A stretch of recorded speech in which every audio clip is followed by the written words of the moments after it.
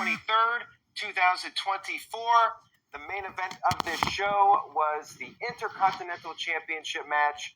Bron Breakker defending against main event Jey Uso. Could Jey Uso win his first singles championship in WWE? We'll get to that in just a few moments. But let's get to the start of Monday Night Raw. We kicked off Raw with the arrival of Liv Morgan, the women's champion, and Dominic Mysterio. Channeling Eddie Guerrero, they arrived in a lowrider. As they were making their way into the building, we had Braun Strowman and Bronson Reed continuing their brawl from last week's show. Liv and Dominic got in the ring, cut a promo. They showed the footage from last week with Judgment Day beating down the Terror Twins, Rhea Ripley and Damian Priest. Then Rhea Ripley showed up. She got into the ring. Liv said that she will beat Rhea Ripley because she's smarter than Rhea Ripley. And then Rhea Ripley revealed that she is, in fact, medically cleared for their match at Bad Blood. And then we had a stipulation revealed. Rhea Ripley talked to Adam Pearce, and Dominic Mysterio will be behind bars at Bad Blood. He will be in the shark cage. And then Rhea Ripley gave Liv Morgan a headbutt for good measure before taking her leave. Now, this definitely changes my prediction for Bad Blood. Dominic is in the shark cage. I think Zoe Amore was the last person who was in a shark cage in one of these types of matches. The heel always finds a way to interfere, whether they throw something down from the cage. Chyna did it years ago. The shark cage doesn't guarantee anything. It's supposed to prevent outside interference, but you always know that something is going to happen. But we'll talk more about that when we get to predictions. It hasn't been done in a long time. I'm fine with it. It could potentially lead to another match between them down the line. Again, we'll talk about it when we get to predictions. We had our first match of the evening, Sami Zayn versus Ludwig Kaiser, the right-hand man of the World Heavyweight Champion, Gunther. This was a good match, predictable, but entertaining match with these two. Pretty much exactly what you would expect. Sami Zayn had the early momentum, but then he went for a moonsault off the barricade. Ludwig Kaiser pushed him off, and Zayn crashed into the timekeepers area. Kaiser took control for a while. He did the running drop kick, sending Zayn into the steel steps. He tried to cheat, putting his feet on the rope, but the referee caught him. Then Zayn tried to go for the haluva kick multiple times, but Kaiser was able to avoid it twice. Zayn finally was able to hit it with the third attempt. Got the 1-2-3 victory. No surprise here.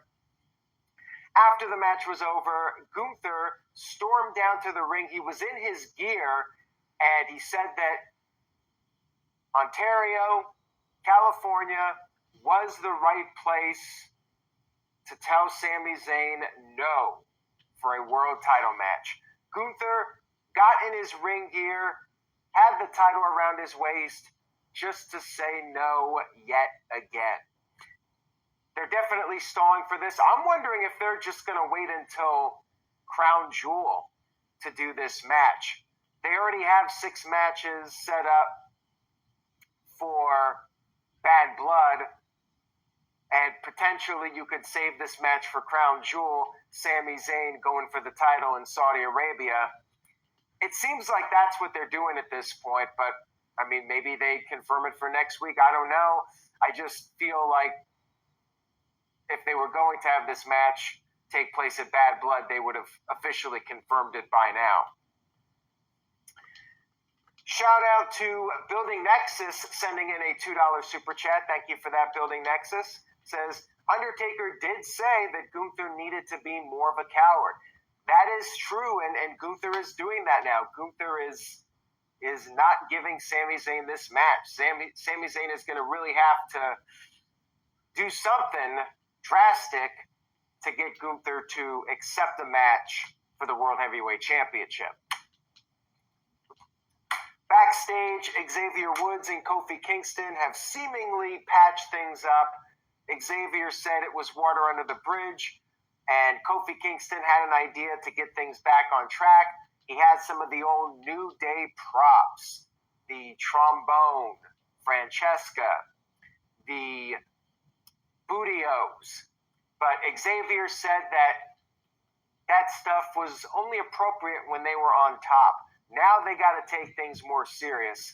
Kofi agreed and said that Xavier can call the shots. We had American Made show up, and a challenge was issued and set up for later in the show, New Day versus the Creeds. More on that in just a few moments. Liv Morgan and Dominic were backstage. They were venting to Adam Pearce. Dominic was funny here, saying he cannot be locked up again. We then had Judgment Day running into Ilya Dragunov. They had a little verbal confrontation. We'll have to see what happens with Dragunov, but he hasn't been wrestling the last few weeks. Maybe he'll start feuding with Judgment Day, or maybe he'll team with them. Who knows? Next up, we had Dragon Lee versus Carlito. This was Dragon Lee's attempt to get revenge from WrestleMania when he got taken out of the WrestleMania match due to Carlito. You had a pretty standard TV match here. You had LWO out there and Judgment Day, and sure enough, they got involved. Rey Mysterio appeared to help out, and then Dragon Lee was able to get the victory over Carlito. Dragon Lee finally picks up a solid win here. Good for him. Backstage, Karrion Kross met with The Miz. I guess Karrion Kross is now trying to get The Miz to go back to the dark side. He wants to see the old Miz. He said the people don't respect him anymore. And Miz did not totally disagree with Karrion Kross, with what Kross had to say. We'll see what happens with that. We had a backstage promo from Sheamus. He got the crowd to start a Butch chant and said that he does have a score to settle with Butch, or Pete Dunne, whatever you want to call him. We had Miz come into the ring. He was set to face Bronson Reed once again, but Braun Strowman attacked Reed before the match could even happen. Miz was a bit upset about this, but then Bronson Reed wiped them both out. At this point, security came out. Miz was out of there. But the security, they just got beat up. They got choke slammed by Strowman, and then Reed took out two of the security guys with the tsunami. More chaos with these guys. Strowman was going to give Reed a superplex, but security was able to stop it. It was a good segment. Not at the level of last week's Carnage, but it continued the feud, and it did set up a match because Adam Pearce confirmed it backstage. Next week on Raw, it will be Braun Strowman versus Bronson Reed in a last monster standing match. So that should be a lot of fun. I expect that to be total carnage. Unfortunately, it's not at the premium live event, but I was never thinking it would be. If it was the old days of a 7 or 8 match card, then it probably would be. And yes, they did air a video package during Raw, which I thought it was cool, but also I'm like, you guys put together this video package an hour after this match was announced? That's some quick work right there to get Braun Strowman and Bronson Reed ready for that little Godzilla-like video package that they aired literally an hour after Pierce confirmed the match. But I'll overlook it. Those production guys, they're really good. I'll just leave it at that. We had Drew McIntyre come into the ring for a response to what CM Punk said last week. McIntyre said that CM Punk finally told the truth with what he said about being willing to sacrifice everything, and how his family didn't want him to do the match, how his wife didn't want him to do the match. McIntyre said the same thing applies to him, but he has his own promises. He's going to make CM Punk bleed a lot, and he said that he's going to make Punk suffer more pain than Punk has ever suffered in his lifetime, and McIntyre vowed to break CM Punk permanently inside Hell in a Cell. It was a good promo. It served its purpose. There was no CM Punk on this show, so they're just trying to keep it simple until we get to the Hell in a Cell match, which apparently is not even going to main event Bad Blood, which is crazy to me. Now, with Roman Reigns and Cody Rhodes facing the Bloodline, that's a big match, but how do you not close Bad Blood? You're naming the pay-per-view after the original one that had the first Hell in a Cell match. How do you not close with that, especially when you're hyping up Blood in this match? Man, that's nuts to me that they're not going to close with Hell in a Cell. But we'll see. Maybe not. But I was thinking they would just put Roman and Cody's match on first. But maybe they have a big plan for that tag match. We had the Unholy Union versus Io Sky and Kairi Sane in a tag team match. Another predictable match. I mean, Io Sky beat Bianca last week, so they're not going to lose to the Unholy Union when they got the momentum for a tag team title match. Beforehand, we had some words between Io Sky, Kairi Sane, and the champs, Bianca Belair and Jade Cargill. And basically, Bianca gave Io credit, but said the outcome won't be the same next time, and said the tag team titles are not going anywhere. Match was fine. It was a basic tag team match. It was skippable, but it was solid. Kairi Sane and Io Sky did pick up the win. Kairi was able to take care of Alba Fire with the insane elbow to the outside, and then Io hit the moonsault and pinned Isla Dawn. Match was all right.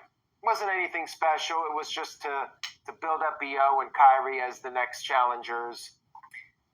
Bron Breakker cut a backstage promo.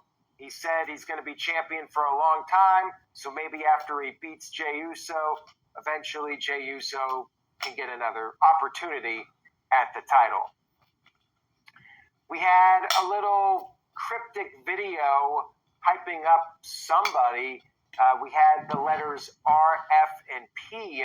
Now, some people thought that maybe this was something for Rey Fenix and Pentagon, but other people think it's for the Viking Raiders, and I'm leaning towards the Viking Raiders at this point. It felt like the vibe of the Viking Raiders, but we'll see. I mean, the Viking Raiders should be back pretty soon. Here's an example of why I think Raw is ultimately better as a 2-hour show, even though Raw has been a better show as of late. They replayed the whole Roman Reigns versus Cody Rhodes video from Georgia Tech that they showed on SmackDown. We have a brand split. We don't need this. As good of a video as it was, and I had my opinion on it. I did like it, but I didn't like it as much as some others. I don't think this needed to be shown again. Shout out to Hamp Connell, who sent in a $10 super chat. Thank you for that, Hamp. Much appreciated.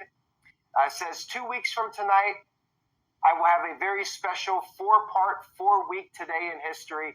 I have been preparing for this project for a long time, and I'm very excited for it. Well, thank you for that, Hap. I appreciate you chiming in with the Today in History. Everybody can stay tuned for that. And yes, TJS, they replayed the whole Roman Reigns and Cody Rhodes video from SmackDown, which, if this was a 2-hour show, I don't think they would be doing it. Just saying. They had a lot of video packages on this show. Shout out to Caleb Jacobs, who sent in a $2 super chat. Thank you for that, Caleb. Says, I heard the Lucha Brothers are going to Raw.